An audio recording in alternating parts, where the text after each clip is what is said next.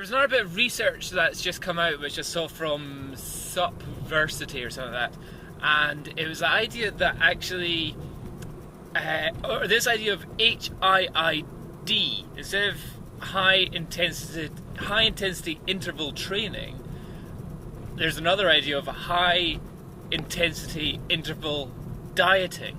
They're saying that actually going badass on a diet and losing a lot of weight quickly, obviously not losing like hundreds of pounds because you're morbidly obese because you just have saggy skin, but if you do like a badass diet for about 8 weeks or so, then you're much better and more likely to keep the weight off and be successful at your diet.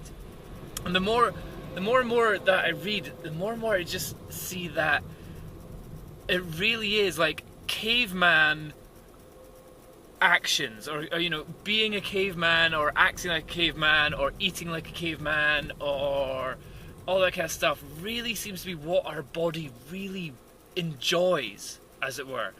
We've evolved over millions of years, and that doing randomly eating 3 equally portioned meals a day every day of your life at exactly the same time with an exact amount of calories in it is just something which our body has never dealt with.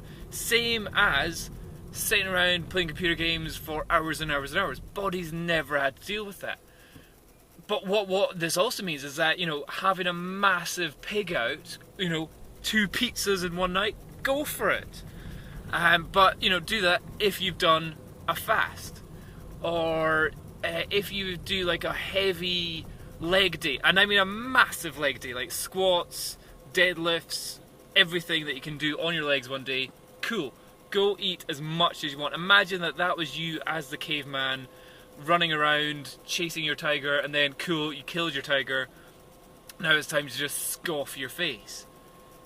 So yeah, and also the other one is long duration, low intensity. However, I don't really believe in low intensity, as in what they say is walking pace for low intensity cardio in the morning, which barely gets your heart rate above 120. We never did that.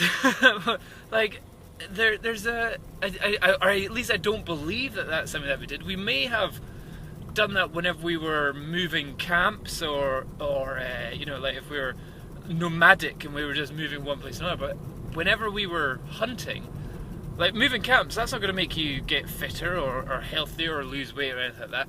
But whenever you were hunting, there was the idea of the persistence hunt, and that is something where potentially you'd be jogging after an animal for hours and hours and hours, maybe 10, maybe days actually. And then the humans are the most awesome things in the world. The fact that we can, whenever we jog or run, we can breathe without having to rely on our legs for our lungs to breathe. So whenever you see a cheetah or a lion or a dog for that matter sprinting, his legs are going in and out like that, and that's how it pushes the air in and out of its lungs.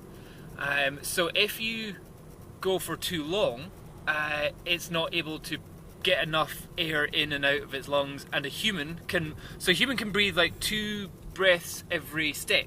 A dog can only do 1 breath every step. So you go as it runs. Meanwhile, we can go as we're jogging along. And that's kind of one of the things that they're saying, like, yeah, humans evolved to be able to run for long distances. So for me, long distance and high intensity, which for me is anywhere between 130 to 170 beats a minute, is exactly what my body's been evolved to develop to be able to do and, you know, enjoy. So I'm, from now on, now that I've got my fitness to a certain level, I'm not really going to be bothering with the idea of low intensity cardio, which is anything below 120 beats a minute, because I really don't see any benefit in that whatsoever if you're already fit.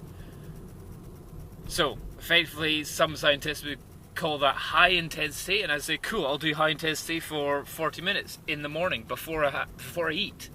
That's exactly what kind of cavemen, I imagine, would have done as well. They would have had to go jog after the animal, probably a hell of a lot longer than 40 minutes.